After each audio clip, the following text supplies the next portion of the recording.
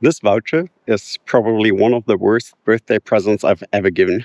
Not because the general idea is bad, but more because of the experience we had getting here. This is now after, I would say, roughly 8 years. If you want to know why, we will tell you more about this at the end of the video. On the meeting location, you will have to drive a bit to get to a starting location. The starting location depends on the wind and will be chosen on the day. After arrival, we will have to unload the balloon, and you will also learn a lot about the balloon itself and balloon flights in general. In the basket itself, you'll find separate compartments, one for the operator and 2 for the passengers. For safety reasons, in Europe you have to have a separate compartment for the operator and the gas bottles. To make it easier to enter the balloon, you will find steps at the side of the basket.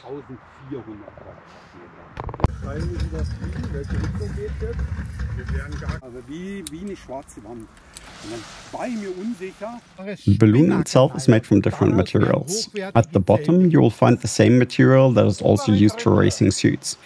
After, you will find tent material and light nylon. The ripstop material prevents any tears from spreading. It is not unusual for the balloon to have a few patches and holes. After spreading it out on the grass, it first has to be unfolded. After, with the help of a few ventilators, they will first blow air into the balloon. When the air is flowing, the operators will hide inside of the balloon to make sure that the top is properly closed. At the top of the balloon, there's a system that allows venting of air. This has to be closed manually to allow inflation of the balloon.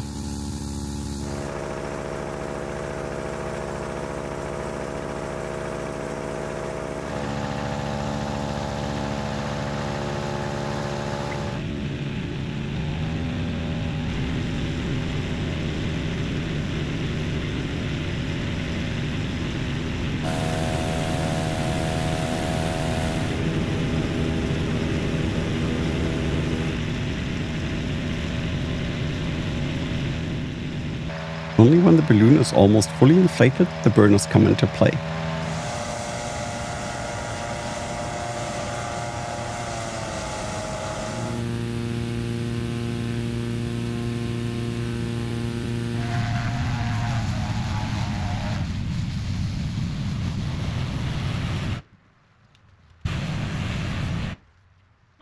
When the balloon finally stands upright, passengers can enter one by one.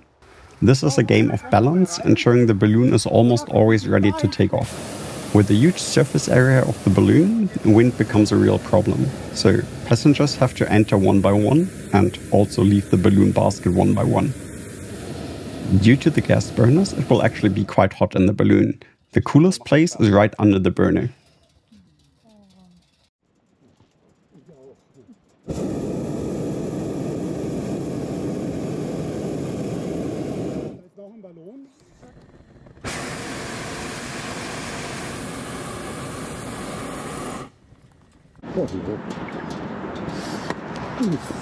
Da sieht man einen Turm und ein schwarzes Gebäude.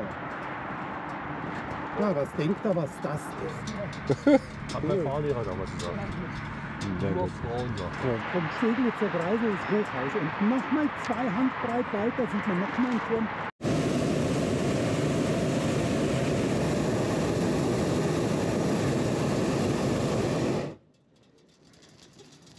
Ja, Olaf, und jetzt kannst du weiter bis Buchholz fahren.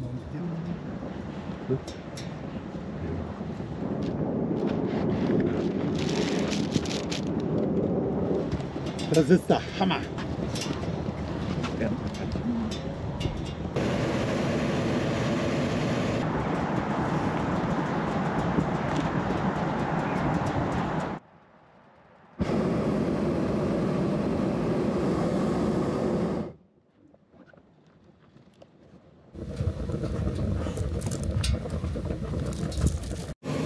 During the flight, everything feels like it's standing still.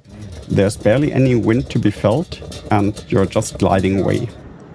You really don't feel the altitude, even though the balloon can rise up to 500 meters and more.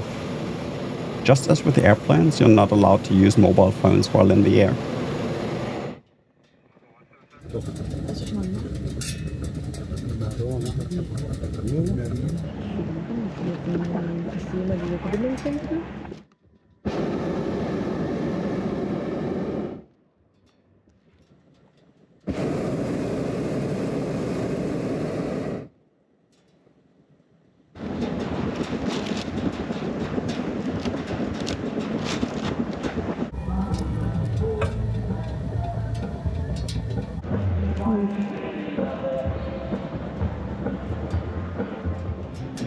During the entire flight, the driver will also give constant instructions to the return vehicle to follow along the path. Due to the wind, it's really impossible to predict an accurate landing spot though. In our case, we missed a few just by a few meters, and by that got a pretty nice extension of our ride.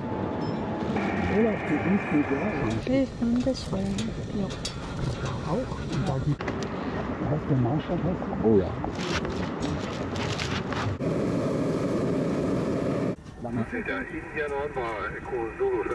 Das geht.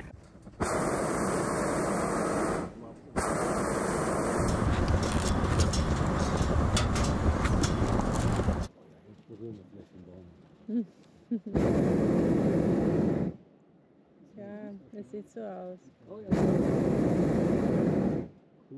So, Hände rein, Kameras weg.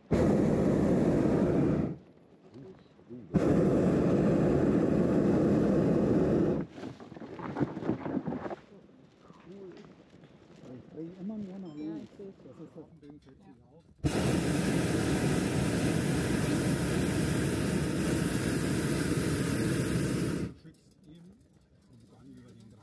Ich setze jetzt hier auf, weil hier ist gerade ein schmaler Streifen. So, Hände rein. Ich muss ein bisschen Wasser aufsetzen.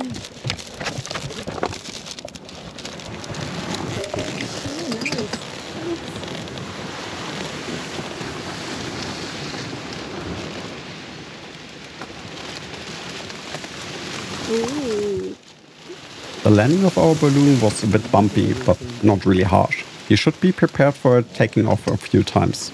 In our case, we had to navigate out of a swamp. For this, the balloon got pulled by a few ropes out to safety.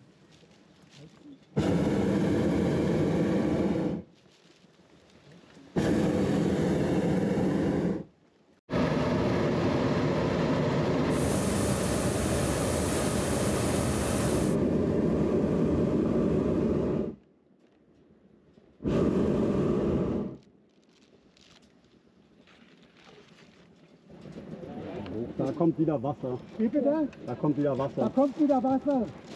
Kommt dann nochmal ein Sound gleich. Okay, dann setze ich hier jetzt auf, oder? So let's talk about it a bit, why this was such a terrible gift. In the end, like, a balloon flight is something nice. I guess a lot nicer if you actually do it in the Alps, but still a fun experience. Like, it's essentially wind still, you're gliding across the land, nice views, so nothing too bad. But what made this experience so terrible are the circumstances we got for getting this done in the first place. You need to know that there's differences if you buy a voucher versus if you just sign up for an appointment. And it's kind of obvious that this company here is doing the voucher system to essentially get rid of all of the consumer protection you would otherwise have. If you buy a voucher, essentially you sign yourself up for like however long it takes. There's no chance of ever getting out of it again. With a voucher, they don't have to refund your money, they don't have to give you anything back, and you're locked in for the purchase.